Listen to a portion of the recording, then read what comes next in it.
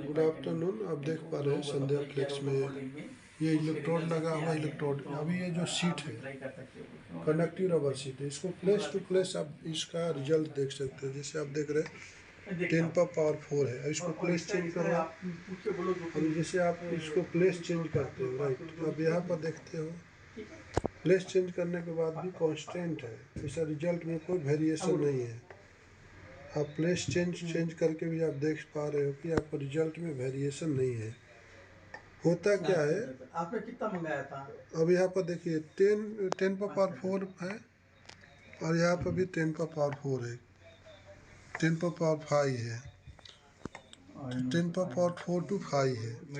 तो place to place आपको क्या, आपको कांस्टेंट है रिजल्ट। तो क्या होता है मल्टीमीटर में, क्या होता है हैंडलिंग जो है ना, हैंडलिंग के ऊपर आता है। जिससे आप कितना उसको प्रेस कर पा रहे हो, इस पर के राइट हैंड में कितना, सपोज आप ये ले लिया, मल्टीमीटर के थ्रू आप टेस्ट करते हो, तो मल्टीमीटर के थ्रू आप टेस्ट करते हो तो क्या हम दोनों हैंड को उतना ही प्रेस कर पा रहे, उतना ही डेड लोड दे पा रहे, वो इम्पोर्टेंट है। जैसे कि आप यहाँ पर ये हाथ से जितना, ये फिंगर से जितना डेड लोड दिया, क्या वही डेड लोड इस पर भी है?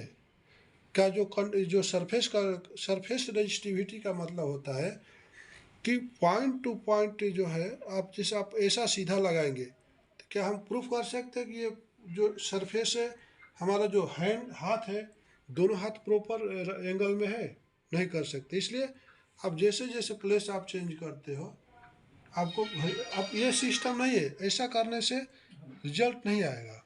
आपको कभी भी आपको इलेक्ट्रोड को ऐसा राइट एंगल में लगाना है, ठीक है?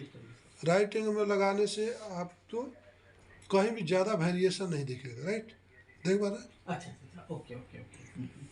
I'll let you know, sir. Just give me some ठीक है time. Sir. Just having some visitors. और दोनों क्या है, दोनों क्या है इसमें आपका, देखिए प्लेस टू प्लेस वेरी हो रहा है, क्योंकि ये सिस्टम नहीं है चेक करने का। सिस्टम क्या है, ये भी इलेक्ट्रोड है और ये भी इलेक्ट्रोड है, लेकिन इसमें क्या है, डेड लोड है, इसको आप कुछ भी नहीं कर सकते, अपने हिसाब से प्रेस नहीं कर सकते। अब ये क्या है, डेड लोड है, इसका एक वेट फिक्स है, आप कहीं भी देखेंगे तो रिजल्ट उतना ही आएगा, राइट? देख पा रहे, 10 पर पावर 4 है। आप ये प्लेस टू प्लेस चेंज भी करते हो तो बिकॉज इसमें जो कंपाउंडिंग होता है, जो रेसिपी होता है, कांस्टेंट रहता है। तो इस हम लोग जब इससे चेक करते हैं तो प्रॉपर तरीके से हैंडलिंग नहीं होता, इसलिए आपको हैंडलिंग कुछ नहीं कर रहे, जस्ट इसको प्लेस टू प्लेस आप ट्रांसफ़र करें इलेक्ट्रोड को, तो रिजल्ट आपको सेम ही दिखा रहा है, राइट? अब इसमें क्या है, आपका रिजल्ट वेरी क्यों हो रहा, समझ में? वेरी हो रहा है इसलिए कि आप जो मैनुअल कर रहे हैं, और ये क्या है, इलेक्ट्रोड के थ्रू जा रहा है। Thanks for watching. पहचानते ही उनको, गौरव जो है ना टेक्निकल वाला बंदा, तो लेकिन उसके अंदर क्या ब्लैक स्टिक आ जाता है वो मीटर में। हाँ, तो मीटर में देखो सर, आपका डायरेक्ट 2 2 3 4 आ रहा है సార్ ఇప్పుడు దగ్గర పెడితే ఇంత వస్తుంది సార్. ఇప్పుడు లాంగ్ పెట్టినా, లాంగ్ పెడితే 2 వచ్చింది, ఇంకా లాంగ్ పెడితే 7 5 వచ్చింది సార్. వేరియేషన్ ఉందా సార్? ఇప్పుడు దీంట్లో కన్నా వాళ్ళ దగ్గర ఇంకో మీటర్ ఉంది సార్. అది మిలిటరీలో ఎక్స్ప్లెయిన్ చేయి సార్. ఇంకో మీటర్ ఉన్నా సార్ వీళ్ళ దగ్గర, ఈ మీటర్ ద్వారా చూస్తున్నారు వీళ్ళు. ये आपका 10 సరే సార్. इसका प्रेस करो, కంటిన్యూటీగా సార్. ఇది ఒక గ్రీన్ లైట్ అంటే దీనికి కండక్టివ్ అని static 3 to 5 is a conductive। ये आपका इसको अलग अलग प्लेस पर रख के देख सकते हैं। हाँ सर, ये अलग अलग प्लेस पर रख के देख सकते हैं। సరే సార్. సరే సార్. సరే.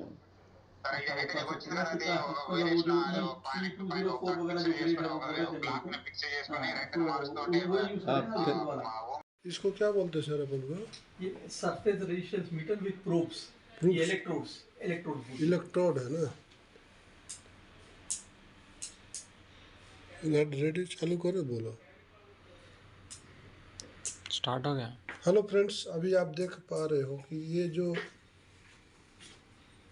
इंसुलेटिंग रबर शीट में आपको कितने तरह का रबर शीट आता है। तो एक तो होता है कि इंसुलेटिंग होता है, दूसरा होता है सेमी कंडक्टिव, और तीसरा जो होता है कंडक्टिव। कंडक्टिव का डिमांड बोले तो बहुत कम है, जो पावर प्लांट वगैरह इलेक्ट्रॉनिक आइटम में ज़्यादा यूज होता है। तो आप देख पा रहे हो कि ये इलेक्ट्रोड लगा हुआ है बोथ साइड। ये आपका जो है इलेक्ट्रोड है, ये पिन के साथ है, ताकि आपको सरफेस पे प्रॉपर तरीके से मैच करना होगा। अगर डायरेक्ट भी कर सकते हैं, सरफेस रजिस्टिविटी मीटर है। बहुत जगह जैसे आपके साथ इलेक्ट्रोड नहीं है तो आप इसको इजी निकाल करके भी आप डायरेक्ट आप यहाँ से चेक कर सकते हैं, इसको प्रेस करके। तो इसमें होता क्या है, आप देख पा रहे हो, यहाँ पे नज़दीक से देखो।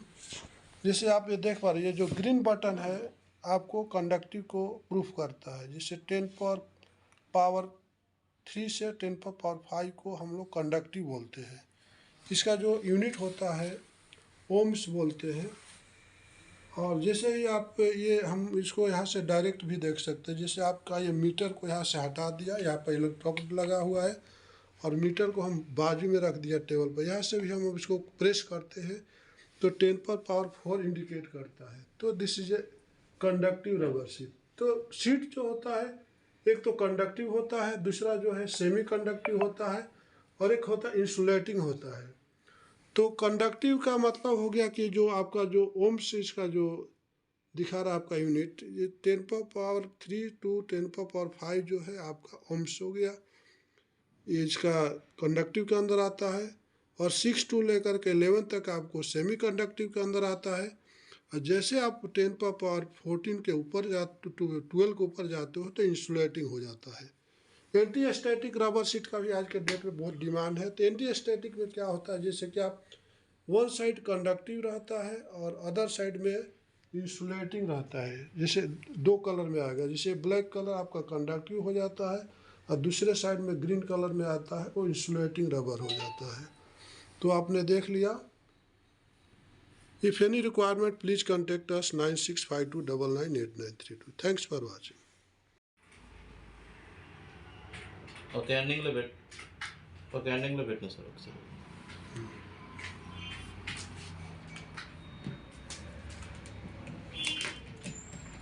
కొంచెం దూరం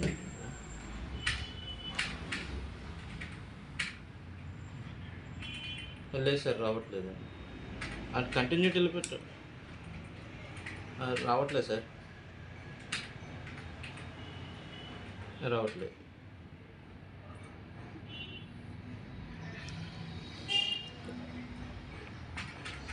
కంటిన్యూటీ రావట్లేదు సార్. कंपनी ले लो అది కూడా దాని మీద इलेक्ट्रोड। OP use ready. हाँ रेडी। इसको सेमी कंडक्टिव और एंटी स्टैटिक बोल सकते हैं ना सर? हाँ राइट। रेडी। हेलो फ्रेंड्स, नमस्कार, मैं मिथिलेश चौधरी।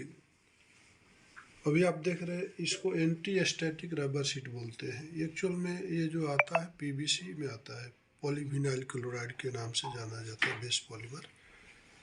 ये जो आप देख रहे हैं 3 mm का शीट है और इसके ऊपर हमने टेस्ट करने के लिए 2 इलेक्ट्रोड को प्लेस कर दिया है, एक कॉर्नर पे, एक दूसरा कॉर्नर पे। अब हमारे हाथों में आप देख रहे हैं सरफेस रजिस्टिविटी मीटर है, जो इसको प्रेस करते ही इंडिकेट करेगा कि इसका वैल्यू कितना ओम्स है। तो आप देख पा रहे हो कि ये जो है 10⁻7 बता रहा है। 5 एबव जो होता है आपका, अप टू 5 जो होता है कंडक्टिव होता है, और 5 के जैसे ऊपर आप जाते हो अप टू 11 तक, 10⁻11 तक, ये आपका हो गया एंटी स्टैटिक शीट, जिसको हम सेमी कंडक्टिव शीट बोलते हैं। राइट। अब आप इसको वेरिएशन आपको चेक करना है प्लेस टू प्लेस रख करके, तो आप इसको प्लेस टू प्लेस रख करके देख सकते हैं। ये इलेक्ट्रोड है, आप इसको निकाल के भी देख सकते हैं। ये देखो आप, अब इसी इलेक्ट्रोड को आप अगर हम मैनुअली देखना शुरू करते हैं तो ऐसा हम दबा करके उसको, रेड वाले को दबा के देखेंगे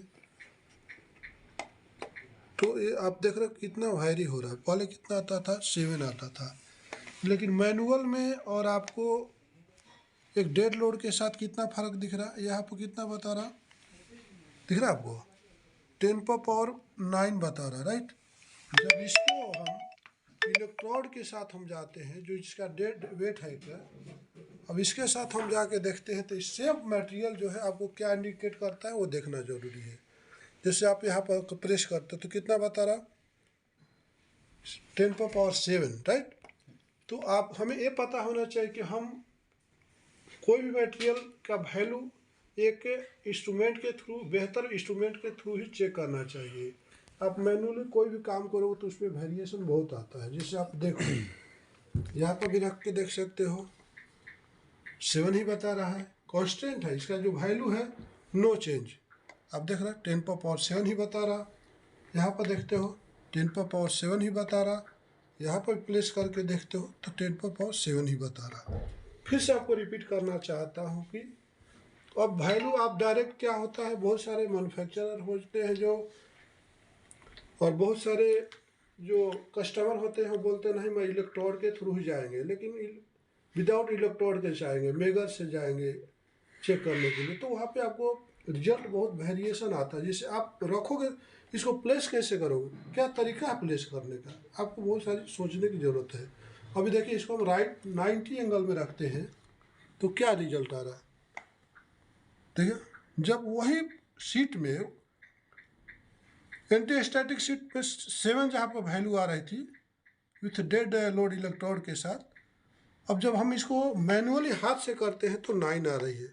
तो आप किसको क्या बोल सकते हैं, किसको सही बोल सकते हैं, किसको गलत बोल सकते हैं। This procedure is totally wrong procedure, okay. अगर आप बड़ा प्रॉपर तरीका से टेस्ट करना चाहते हो, आप देखो मैनुअली कभी भी रिजल्ट आपको प्लस माइनस बताते रहेगा, कभी कुछ बताएगा कभी कुछ बताएगा। इसमें आप रिजल्ट को मालूम नहीं कर पाओगे। तो आपको क्या करना होता है, प्रोफेशनली जहाँ पर लेबोरेटरी में सिस्टम रहता है वहीं पर आपको सारा टेस्ट करना चाहिए। उसके लिए एक रूम कंडीशन होना चाहिए, सरफेस जो टेबल का जो सरफेस होता है 0 होना चाहिए, उसमें थोड़ा भी टॉलरेंस नहीं रहना चाहिए, और डस्ट प्रूफ रहना चाहिए रूम जो है, तभी आप टेस्ट करें। अगर मान लीजिए ये सीट है, इसके ऊपर एक डस्ट का लेयर है जो आप नहीं देख पा रहे हो, लेकिन इसके ऊपर डस्ट है, तो वहाँ पर भी आपका रिजल्ट जो वैरी होगा, रिजल्ट प्रॉपर नहीं आएगा, राइट। या कुछ ऑयल कंटेंट इसके ऊपर लग गया, या चेक करने के टाइम में आपको देखना चाहिए कि हाथ आपका जो साफ सुथरा होना चाहिए, नहीं तो एक टिश्यू पेपर से आप प्रॉपर तरीके से साफ करना है, और अपने हाथ को हैंड ग्लव्स लगा लिए तो बेहतर है, ताकि ये सीट पर आपके हाथ टच नहीं होना चाहिए। अगर आपका हाथ टच होगा तो आपके हाथ में मॉइस्चर रहेगा, मॉइस्चर जो है का जो प्रॉपर्टी है चेंज कर सकता है, ऑयल भी रह सकता है आपके हाथ में, वो आपको प्रॉपर्टी को चेंज कर सकता है। अगर प्रूफ नहीं है तो आप एक गंदा हाथ लगा करके यहाँ पर रखिए, फिर यहाँ पर देखेंगे तो रिजल्ट वहाँ पर चेंज हो जाएगा, राइट। तो ये सारी चीज़ें देखना होता है। तो आपने देखा कि एंटी स्टैटिक सीट क्या है, और इसको हम लोग एंटी स्टैटिक सीट बोलते हैं, और इसको हम लोग कंडक्टिव रबर सीट बोलते हैं। Thanks for watching.